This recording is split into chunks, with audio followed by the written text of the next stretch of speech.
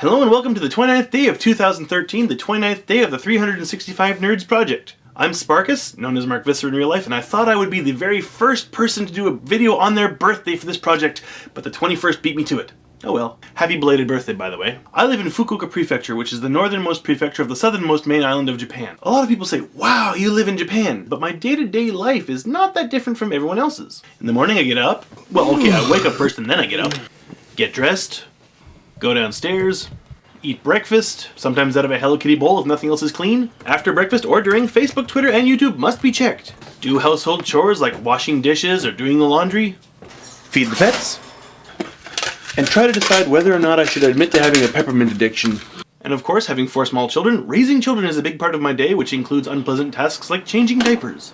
English classes must be prepared for. And then as time allows, when children, work, and household chores are taken care of, I may spend time making videos. And of course I spend time teaching English, but I didn't take any video of that. But the 2 big things that are different today from my everyday routine, well, 3 I guess. 1, it is the beginning of my 40th trip around the sun. 2, I have no work today, I've got the day off, it just lucked out that way. And 3, my very first video for a channel other than my own, which I think this is cool, I'm really happy about this. And as it is Tuesday, it's Question Tuesday, so bring on the questions. Why Japan? Well, it started with my friend taking me to an anime showing. I got interested in anime, and watching anime I got interested in learning Japanese, so I started taking Japanese classes, which made me interested in Japan, so I came to Japan, and I've been here for like almost 15 years now. 14? Sorry, 14. I spent a year in South Korea too. What is your favorite thing about living in Japan? Favorite thing about living in Japan? Well, besides the food, the festivals, I think. Festivals are a lot of fun. And the fireworks you get at festivals, way better than most of the fireworks you get in North America. And the anime goods. Okay, you know what? I have a really hard time choosing one favorite thing. There's a lot of stuff I love in Japan.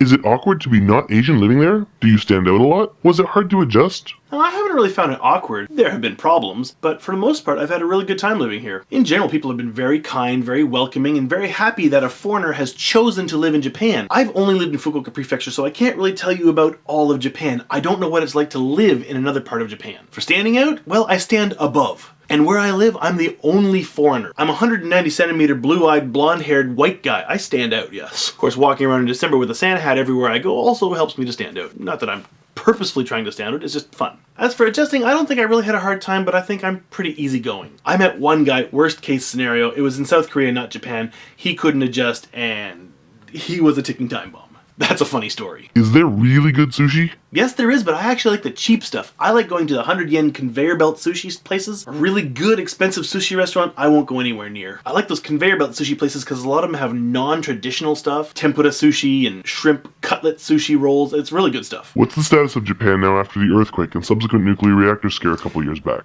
I wouldn't call it a nuclear reactor scare. It blew. There's a 20-kilometer exclusion zone around the reactor. No one's allowed to go in there. Many places outside that exclusion zone, but still close to it, have raised radiation levels. Many nuclear reactors in Japan have been powered down, and because of that, power companies are having a hard time meeting demand, and so prices are starting to go up. Has it been easy to enter into Japanese culture, or perhaps how much has your life changed living there? Well, like I said, I didn't have a great deal of trouble adjusting to living here. I'd say my life has changed greatly. I got married and had 4 children. I didn't do that in Canada.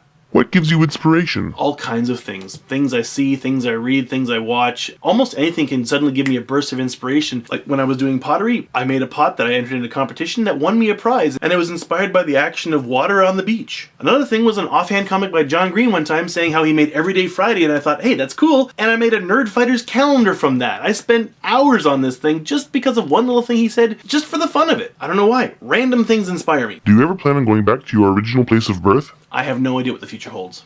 I could. I might not. I don't know. I wouldn't even mind trying living in another country. Favorite novel, author? Right now, Brandon Sanderson. I can't get enough of his stuff. I've reread everything. I just got my hands on the new Wheel of Time book, and I'm really looking forward to reading that, but even more, I'm looking forward to reading part 2 of The Way of Kings whenever it comes out. I still have a very special place in my heart for all the Robert A. Heinlein's books, though. He was one of my biggest introductions to science fiction. And what advice would you give someone considering living there for a few months? Learn some Japanese. Even if you're only going to be here for a few months, even if you only know a little bit of Japanese, it will help you. And make sure you have some kind of stress relief, because you will have culture shock, you will have stress living in a foreign culture, and having something that you know can relax you and relieve you, I think will be a big help. Books, music, YouTube videos, whatever. Have you been to the ninja restaurant there? No, I've never heard of the ninja restaurant. I've got to check it out. Is that a restaurant that serves ninja or serves ninjas? I'm pretty sure they just serve ninjas. Nobody eats ninja, except for that one zombie that managed to catch a ninja and made the very first zombie ninja, and then I guess that zombie ninja ate more ninjas. So... Are you a ninja? No, but I have been to a ninja village, and I wanted to become a ninja, and I asked, please teach me, and the master said, no, he is too old. Yes, too old to begin the training. Dashed my hopes. But I was able to buy the shuriken, like 7 of these things. Real metal, not the rubber things you get in the US. Favorite superhero? The Thing. I've liked Fantastic Four for quite a long time, even before it became movies, and for some reason I've always liked The Thing. I'm not even really sure why though. What is so appealing about an anthropomorphic dog's nose? Also, subbed anime or dubbed anime? Subbed. Absolutely subbed. Has to be subbed. There are a few dubs I can tolerate, and there's even been a couple cases where the dub was funnier than the original, unintentionally, but go with the sub. Chocolate or crisps? By crisps, I think you mean potato chips, right? And if that's true, then I would have to go with chocolate, but there's also this really good chocolate company in Hokkaido called Latao that makes chocolate-covered potato chips. Oh, they are so good. Everything from Latao is fantastic. Hokkaido chocolate. Oh. Favorite superpower? Honestly, this sounds so cliched, but flying. If I could have a superpower, I would have to fly. My favorite dreams are when I fly in my dreams and I remember it, and I wake up with a smile. Only 2 times I have realized I was dreaming, so I had a lucid dream, didn't wake up, I went flying both times, and then immediately forgot I was dreaming again because I was just enjoying flying so much. Favorite quote? Oh, there's lots. I can't remember the exact quote, but one of Terry Pratchett's books, he said, the IQ of a mob is the IQ of the dumbest individual divided by the number of people in the mob. Robert A. Heinlein's character, Lazarus Long, one of my favorite characters, said that an elephant is a mouse built to government specifications. And also one of my own sayings, I don't have to be driven crazy. It's a short enough journey, I can walk. Parodies or satire? Parodies. I like parodies. Weird Al Yankovic and other parodies. I've thought of lots of parodies I would like to make, and just haven't gotten to them yet. Do you know the Muffin Man? Not personally, but I think he lives on Drury Lane, doesn't he? Never met him. Would you walk 500 miles? Well, yes and no. I'd walk that far, but as a Canadian, I'd be walking 804.672 kilometers. How about 500 more? Yes, I would, but just to be the man who'd walk 1,609.34 kilometers to fall down at my wife's door. Can you feel the love tonight? Anything's possible. It's the middle of the day right now, so I can't really feel the love tonight because tonight is the future, and no one can see the future yet. If I invent a time machine, I can go to the future, feel the love, come back and tell you. But since I haven't gone to the future and come back to tell you if I could feel the love tonight, obviously I'm not going to invent a time machine, so...